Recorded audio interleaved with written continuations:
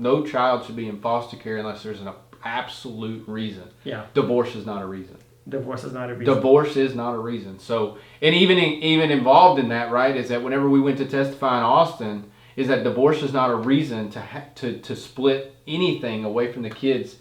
When we say access, one of the counselors, the first counselor that was a part of this, even made a statement in her testimony was, he's at everything. I don't even know if he has a job.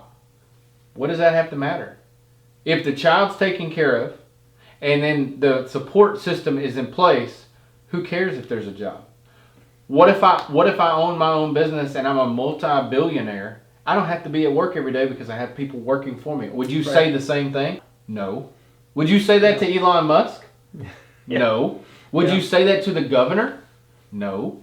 So what is the difference? The right to say that to me. And it goes back to, we have codes, we have ethics, and if you just follow them, then you will find a trail that's best for the child. Yeah. But when you start deviating from them, you find the trail that leads for the best person who's paying that pocketbook, who's leading that charge, has nothing to do with the child. And when you sit there and you have a child custody evaluator who testifies and states that the first day in there talking to him is, I don't know where my dad is. I don't know what happened. I don't talk to him. I don't see him. He just doesn't call. Yeah. That's a child crying out to you to help me without saying, help me. Yeah. Because there's not a children that sits there and says, I'm emotionally drained today. Yeah. Come play.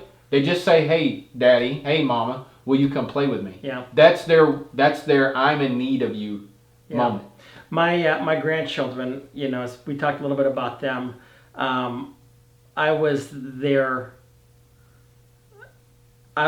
major male influence in their lives for a good amount of time. I mean, they spent so much time with me. And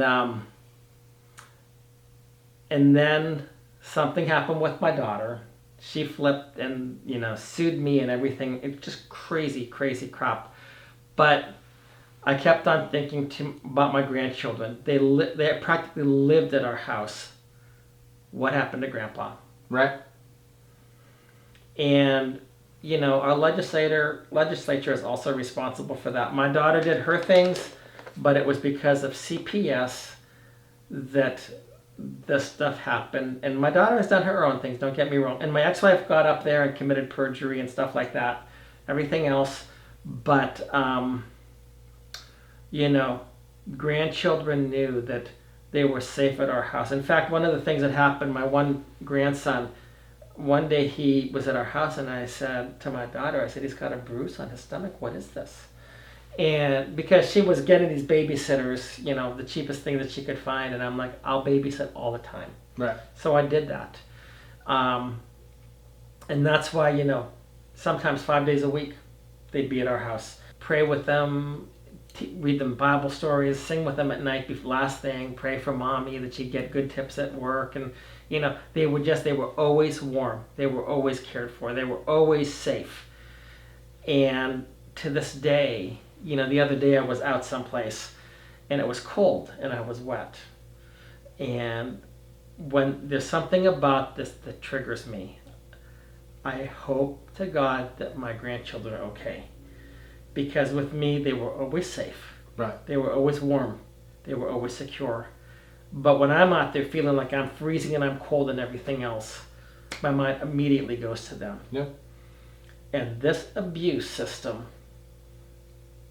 that we have, that was called family law and CPS, there make no bones about it. And in case I'm unclear to anybody, my intent is to destroy the system. So that's just the way it is. I think it's a waste of breath of what we're doing. It's one thing that was probably meant in good intent, but expanded to a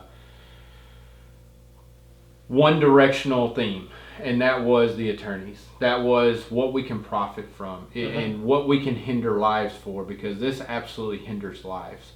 When you talk about the amount of cases that don't have any type of what you're talking about, of any type of abuse, and they're just normal, we just can't be with each other, and then children are removed, it destroys, and that's exactly what they're doing. The problem is that there's people that go to work in a costume and they play God because they wear a robe. Right. And whenever they sit there with an attorney that they've known for 20, 30 years, and they practiced with them, and they walk in and they automatically believe that person before hearing any evidence. Right.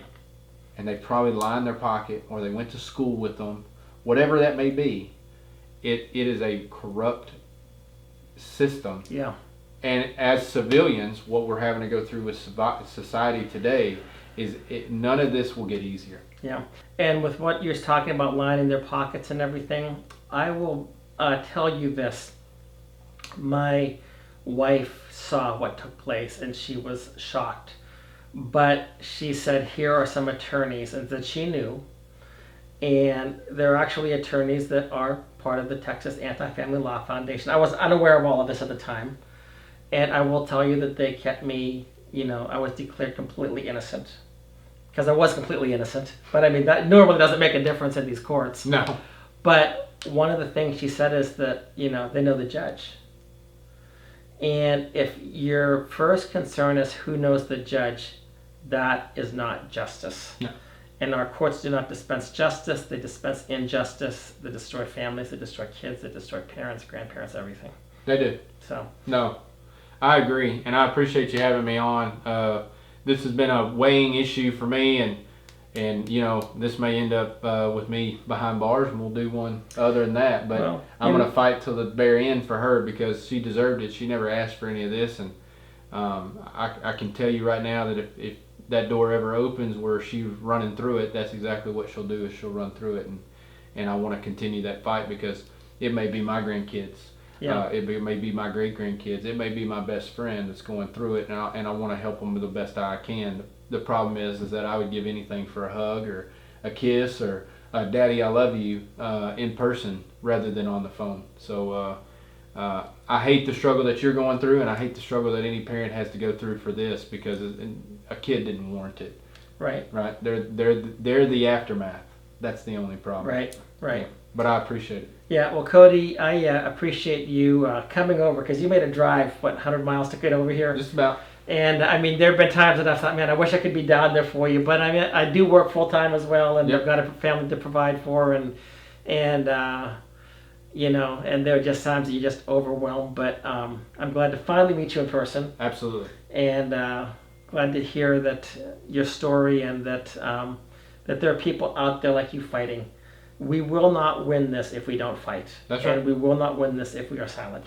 We've got to bring it beyond just a conversation between humans. We've got to put it out there for everybody to hear. So I'm gonna give you some things that you can run with. You're a little bit more savvy with it than I am, and hopefully it hits a bigger audience. But I never wanted this fight, but now I'm in it, and I don't plan on leaving anytime soon. And if you say you want to bring down a system, I want to bring it down, and I'd like to rebuild it in some way. Yeah. And if I could be a part of any portion of that, then I think we've done good for what we're leaving behind, because at some point we're not going to be here. Right. And that's not going to matter to anybody but the people Right. around us. But if we can affect somebody beyond that, I think we've done good. And Absolutely. I'm ready for the next session. I'm ready to hopefully get back in there and make a strong argument as to why we need to fight for the kids. So I very much appreciate it. Cody, Thank you, Jeff. thank you so much. Appreciate it.